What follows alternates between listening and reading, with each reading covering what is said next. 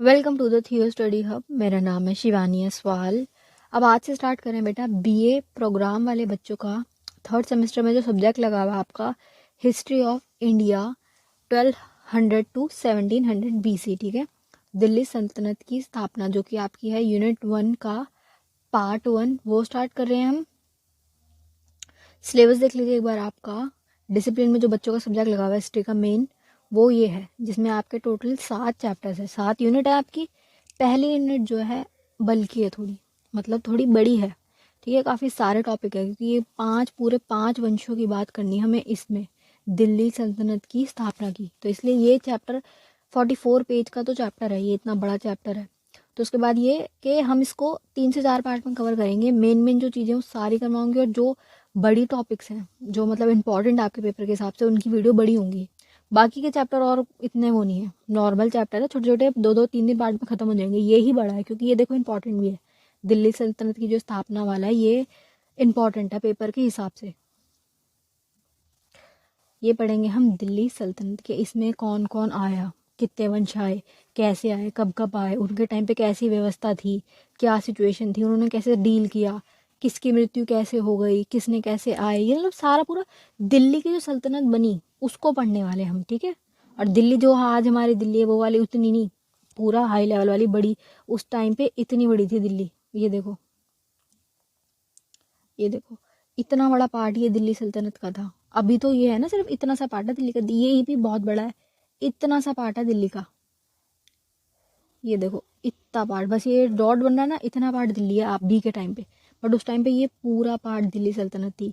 और ये धीरे धीरे शिफ्ट हुई, चेंज होती गई कि जैसे पहला वंश आया उसके टाइम पे इतना था, फिर दूसरे वंश वाले ने विस्तार कर लिया अपने उसका, है ना, कि उसने बढ़ा लिया, उसने उसके पास पावर थी तो ये इतनी बड़ी हो गई, फिर वापस घट गई, लड़ाई वड़ाई हुई तो ये कम हो गया, इतना चला गया, फिर ये दिल्ली सल्तनत ऐसी हो गई। ये समय समय पर चेंज होती चली गई। ये पूरा हमें पढ़ना है कि कैसे कैसे दिल्ली की सल्तनत का विकास हुआ, कैसे ये बनी, कैसे घटी, ये जो भी टॉपिक है पूरा करेंगे। चलिए सारे वंश देखेंगे बेटा। सबसे पहला क्या है, स्लेव डायनेस्टी। ठीक है, गुलाम वंश कौन आया, ये 1206 से लेके 90 तक रहे ये। फिर आया खिलजी वंश, इनके खत्म होने के बाद खिलजी वंश आएगा। उसके बाद आएगा तुगलक वंश। ये तीनों इंपॉर्टेंट है क्योंकि ये काफ़ी बड़े भी हैं, और इनसे तीनों से ही सबसे ज़्यादा आपका क्वेश्चन बनेंगे पेपर के अंदर। दूसरा सैयद वंश और लोधी वंश के बारे में इतना कुछ खास नहीं पढ़ना, एक पार्ट में दोनों ही कर देंगे हम कवर, क्योंकि इससे क्वेश्चन बनते नहीं पेपर में, और बुक में भी इसके इनसे रिलेटेड खास खास है ही नहीं, है ना, ये इतने इंपॉर्टेंट नहीं है। ये 3 जो वंश है ना बेटा, ये डीप में करने हैं आपको, खिलजी वंश और तुगलक वंश और स्लेव डायनेस्टी। ठीक है, ये गुलाम वंश सबसे पहले जो है आगमन जिन्होंने किया, और इनका काफी लंबे समय तक चला।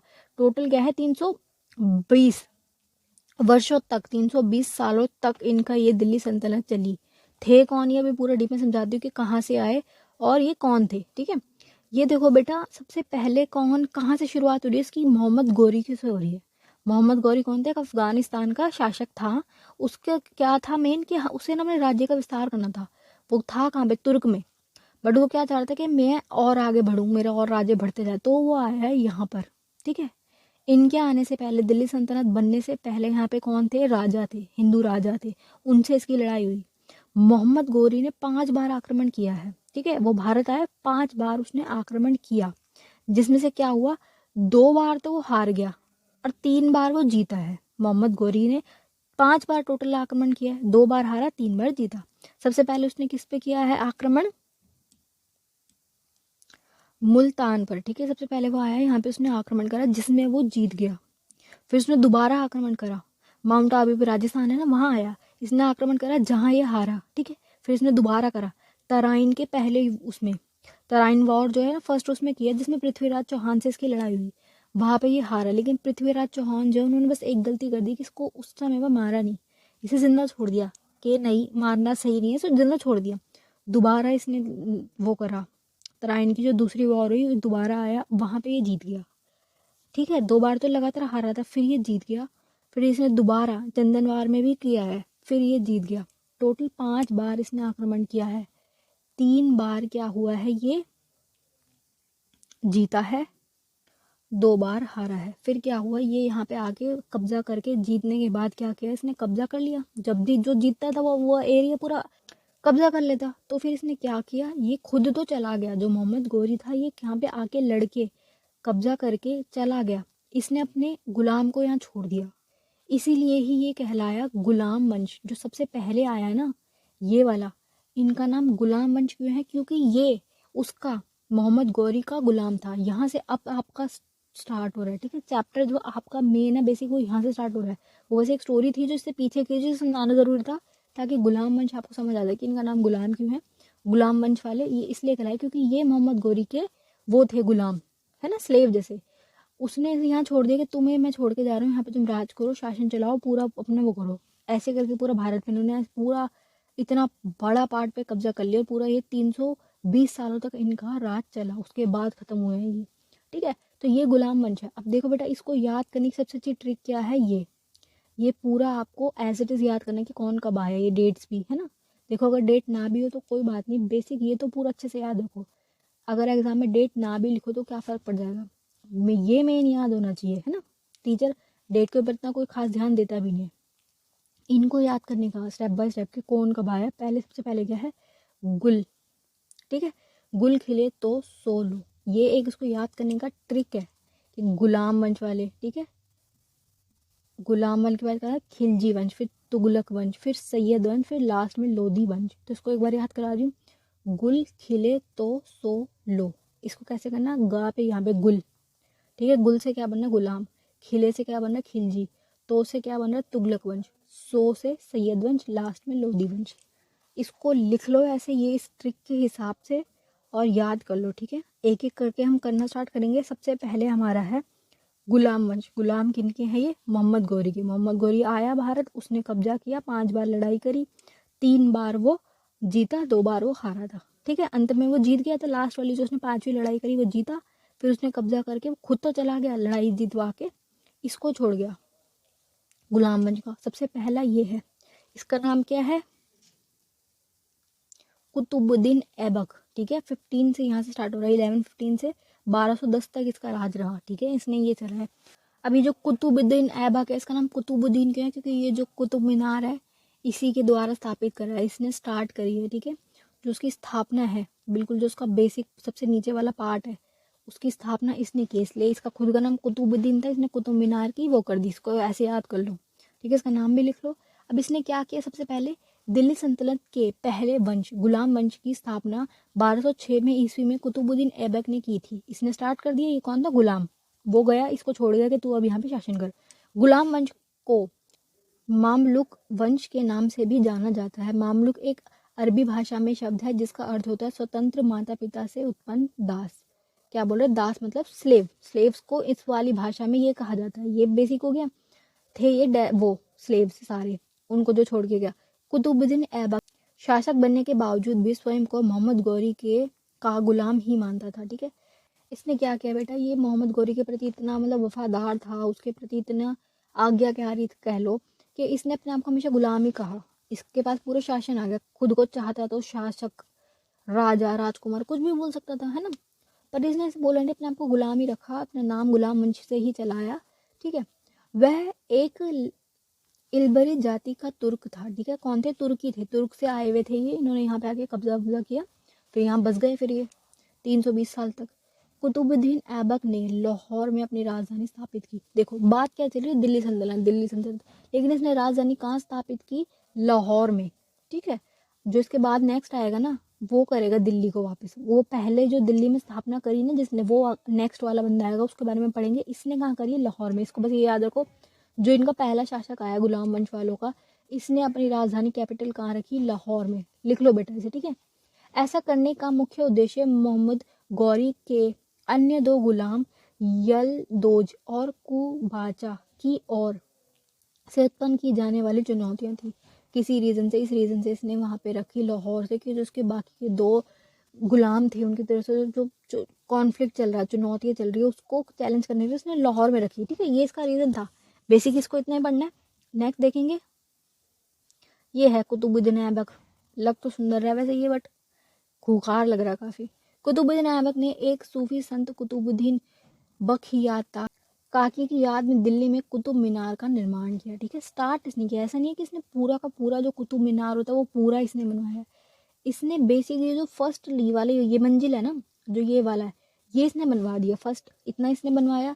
इसके ऊपर पूरा उर्दू की जिनकी वो है ना कुरान शरीफ, जो जो उसकी पूरी वो पंक्ति है ना, वो सब इस पे गुदी हुई है। ये इस्लाम धर्म वालों का जो धर्म है वो पूरा इसके ऊपर बताया गया है, लिखा हुआ है।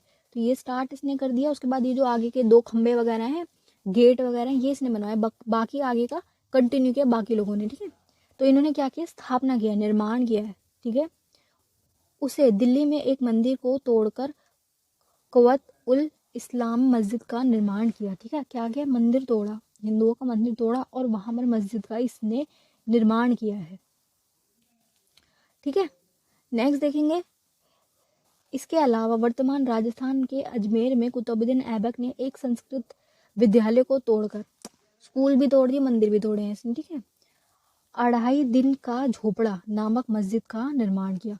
मंदिर तोड़ के भी मस्जिद बनाई है और विद्यालय को तोड़ के भी एक और मस्जिद बनाई है जिसका नाम क्या, 2.5 दिन का झोपड़ा। इसको लिख लीजिए बेटा, ये पेपर में आ सकता है। बेसिक मतलब बहुत छोटे उसमें होता है ना कि आप एक शॉर्ट नोट लिखिए इसके ऊपर, तो ऐसे पूछ सकते हैं कि उसने क्या क्या निर्माण किया, उसके नाम क्या थे, कब ये आया, ऐसे। चलिए बेटा, अब नेक्स्ट आ रहा है, नेक्स्ट स्टार्ट करें इल्तुमिश। ये इसके इतनी ही स्टोरी थी कि इसने ये किया, इसने लाहौर में कैपिटल वो कर दी, अपनी राजधानी को स्थापित करा। और इसने क्या किया है, मंदिर वगैरह तोड़े, मंदिर तोड़े, विद्यालय तोड़े, मस्जिद बनाई। ये बेसिक इसके बारे में हो गया। अब नेक्स्ट आ रहा है इल्तुमिश। इसके बाद इल्तुमिश आया जिसने क्या किया है, राजधानी को ये दिल्ली लाया वापस। लाहौर से इसने शिफ्ट कर दी राजधानी और उसने दिल्ली बनाई। तो मेन अगर शासक कोई देखा जाए, जो सबसे पहली दिल्ली में जिसने स्थापना की, कैपिटल जिसको बनाया, जिसने राजधानी बनाया, वो कौन है, इल्तुमिश। पहला तो कुतुबुद्दीन ऐबक है जो आया गुलाम वंश के तहत, लेकिन जिसने दिल्ली में राजधानी स्थापित की उसका नाम कुतुबुद्दीन ऐबक है। इसमें कंफ्यूज मत हो जाना, ठीक है। क्योंकि अगर वो ये पूछ ले कि किसने दिल्ली में स्थापना की, दिल्ली को राजधानी बनाने की स्थापना किसने की, तो इसका नाम आएगा। और अगर ये आए कि पहला शासक, दिल्ली सल्तनत का पहला शासक कौन था, तो वो ये था, ठीक है, कुतुबुद्दीन ऐबक, जिसने कुतुब मीनार की पहली जो नींव है वो रख दी थी, ठीक है। बाकी का आगे का इसने बनाया, इल्तुमिश ने, ठीक है। गुलाम वंश का एक अन्य मुख्य शासक था। बहुत सारे होते हैं इनके, लेकिन आपको सारे नहीं पढ़ना, जो जो आपके बुक में मेन मेन है ना, जिन्होंने मेन मेन चीज़ें की है, मेन मेन काम किया, उनको पढ़ना है बेसिक, ठीक है। तो ये क्या है, क्या शासक है ये, दिल्ली सल्तनत का वास्तविक स्थापक कहा जाता है, इसे ही कहा जाता है वास्तविक स्थापक। क्यों, क्योंकि इसने ही तो दिल्ली की स्थापना की, दिल्ली सल्तनत में दिल्ली को ही राजधानी इसने बनाया, तो इसको वास्तविक शासक कहा जाता है। था कौन, मायने किसको दिए जाएंगे, इसको, बट मेन ये है क्योंकि ये दिल्ली लाया। इल्तुमिश ने ही दिल्ली सल्तनत की राजधानी लाहौर से दिल्ली स्थापित की। शिफ्ट किसने किया, इसने। इल्तुमिश ने चांदी का सिक्का, टका और तांबे का सिक्का जीतल आरंभ किया, ठीक है। इन दोनों सिक्कों के नाम लिख लो बेटा कि इसने क्या किया, नए सिक्के पब्लिश कर दिए। ये समझा दिया मैंने पूरा। कुतुब मीनार इसने पहले उसने इतना बनाया, फिर बाकी का धीरे धीरे निर्माण होता गया।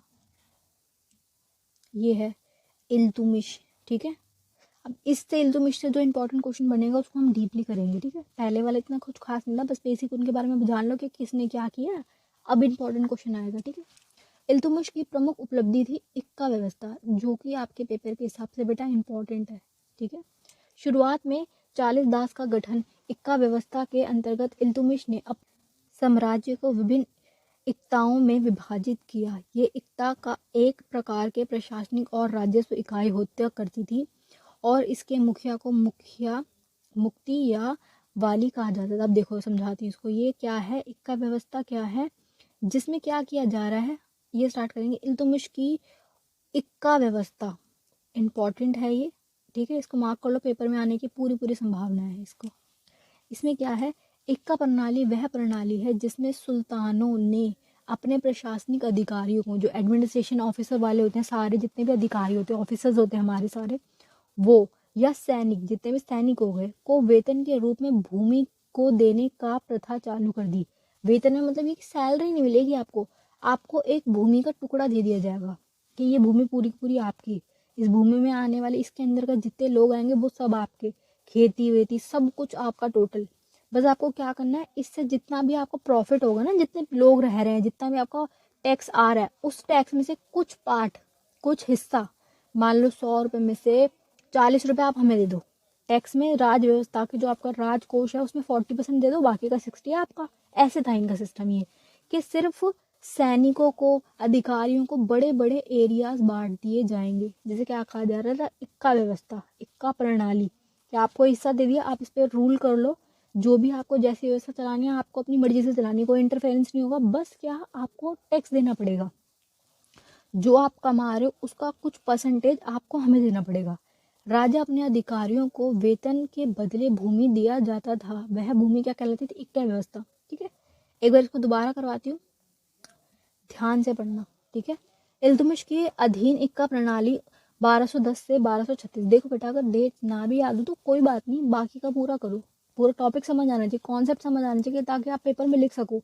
ये कंटेंट इंपॉर्टेंट होता है, डेट इतनी कोई खास इंपॉर्टेंट होती भी नहीं है। ठीक है, 1210 में इल्तुतमिश के राज्यरोहण के साथ ही, राज्यरोहण मतलब उसकी जो सत्ता उसने हासिल की, वो जो होती है ना राज्यरोहण वाली वो प्रथा के जिसमें राजा के पद पे उसको बैठाया जाता है, वो सब जब उसका हुआ, तिलक हुआ, सात इक्का प्रणाली दिल्ली सल्तनत के प्रशासनिक संगठन का मुख्य सहारा बन गई। मेन इन्होंने इसको बना दिया कि जमीनें ये बांट रहे हैं अपने सैनिकों को, बड़े बड़े अधिकारी उनको दे रहे हैं, और उनको क्या कहा जा रहा है कि बस आपको टैक्स देना है ना, और आप इसके हेड कहलाओगे। एक बंदे को उसका हेड बना दिया, उसको क्या कहा जा रहा है, इक्कादार। जिसके पास पूरी ये इक्का व्यवस्था की जमीन है उसको इक्कादार कहा जाएगा। इसमें क्या कह रहा है ये कि इस शासन को 26 वर्षों के दौरान लखनौती तक संपूर्ण सल्तनत बड़े और छोटे भू प्रदेशों में विभाजित हुए, जिससे इक्का कहा गया। छोटे बड़े ये नहीं कि सब सारे इक्वल होंगे, कुछ पार्ट छोटे होंगे, कुछ बड़े भी होंगे, मतलब स्पोर्ट्स के हिसाब से, कोई बहुत बड़ा अधिकारी उससे बड़ा इक्का दे दिया, कोई छोटा अधिकारी नॉर्मल अधिकारी उसको छोटा इक्का दे दिया। भूमि के टुकड़े बांट दिए गए, ठीक है, जिसे इक्का कहा गया। ऐसे अधिकारियों के उत्तरदायित्व के अधीन रखी गई, जिसमें मुक्ति कौन है, उस बंदे को, हेड को, जो बंदा जिसको दिया जा रहा है उसको क्या कहा जाता है, मुक्ति का पदनामा दिया गया। ठीक है, या तो इक्कादार कहा जाएगा या मुक्ति कहा। एक तो की दो श्रेणियां थी, दो प्रकार की ये थी। ठीक है, एक तो की दो प्रकार की थी, प्रादेशिक स्तर के इक्तो और निवेशित गांवों के रूप में छोटे इक्के। बड़े छोटे के हिसाब से दो प्रकार बटे हुए थे, दो टाइप्स थे। प्रादेशिक स्तर के इक्के महत्वपूर्ण दरबारियों को दिए जाते थे, जो इम्पोर्टेंट है, जो बहुत इंपॉर्टेंट होंगे प्रादेशिक वाले देंगे, जो लीस्ट इंपॉर्टेंट होंगे, कम महत्वपूर्ण होंगे, उनको छोटे वाले दिए जाएंगे। ठीक है, प्रादेशिक दिए जाते थे। वे राजस्व और प्रशासनिक दोनों दायित्व का वहन करते थे। अब इनके पास पूरी व्यवस्था दे दी जाती थी कि तुम्हें अब सारे दायित्व निभाने के, ये जो तुम्हें एरिया मिला है इसको पूरे को रूल तुम्हें करना है, कानून व्यवस्था उसकी, उसमें जो भी समस्याएं वगैरह सब कुछ तुम्हें करना है, बस बदले में हमें टैक्स दे देना। इससे क्या होता था कि नियंत्रण हो जाता था, सबको एरिया बढ़ गए, अब तुम्हारा काम है, तुम अपनी मर्जी से जो मर्जी करो, तुम इतनी जमीन दे दी, अपने हिसाब से उस पर चला लो काम अपना। निश्चित गांव के रूप में छोटे इक्के, छोटे छोटे एक एक गांव मान लो, सुल्तान द्वारा सीधे नियुक्त सामान्य सैनिकों को दिए जाते थे। जो नॉर्मल सैनिक वगैरह, जैसे छोटे मोटे सैनिक हो गए, उनको क्या किया जा रहा है, वेतन के रूप में, पैसे अब इतने नहीं है तो नहीं दे पा रहे, तो क्या कर रहे हैं, इनको जमीन के टुकड़े दे रहे हैं, प्रतिरूप में दिए जाते थे। इस तरह के इक्कों को धारकों को किसी प्रकार के प्रशासनिक या वित्तीय दायित्व नहीं सौंपे जाते थे, मतलब कुछ खास इनको ड्यूटीज नहीं दी जा रही, बस थोड़ा सा एरिया दे दे, उससे अपना अपने काम कराएंगे। ये छोटे इक्का धारक सामान्यतः इक्कादार कहे जाते थे। ठीक है बेटा, छोटे वाले को सामान्यतः क्या कहा जा रहा है, इक्कादार, बड़े वाले को क्या कहा जा रहा है, मुक्ति। ठीक है, अब क्या है, जो बहुत इंपॉर्टेंट उन्होंने बड़े दे दिए, जो कम इंपॉर्टेंट उन्होंने छोटे दे दिए। बरनी इल्तुतमिश के शासन के दौरान ऐसे 2000 इक्कादारों का उल्लेख करते हैं, 2000, ठीक है, 2000 तक इसने इक्कादार बांटे हुए थे, छोटे छोटे से एरिया 2000 तक बांटे हुए थे, उल्लेख किया जाता है। इस प्रकार 13वीं शती के दौरान सुल्तानों ने छोटे और बड़े विभिन्न क्षेत्रों को विभिन्न दरबारियों को आवंटित किया, मतलब बांट दिया, जिससे प्रशासनिक राजकोष सैनिक कार्यक्रम अपेक्षा करते थे, मतलब ये टैक्स भी आ जाता था और व्यवस्था भी हो जाती थी, वो चल भी जाता था सही तरीके से, कि जैसे तुम्हें अपने हिसाब से चलाना है। ठीक है, राज्य के ऊपर बोझ नहीं पड़ेगा कि पूरा प्रशासन उसके पास है। ठीक है बेटा, चलिए ये वाला पार्ट यहीं तक था। अभी इसके 3-4 पार्ट बचे हुए हैं, जिसमें हम इसको पूरा कंप्लीट कर लेंगे। Best of luck for your exam. अभी भी इस पार्ट में भी आपको कुछ नहीं समझ आ रहा तो आप मुझसे पूछ सकते हैं।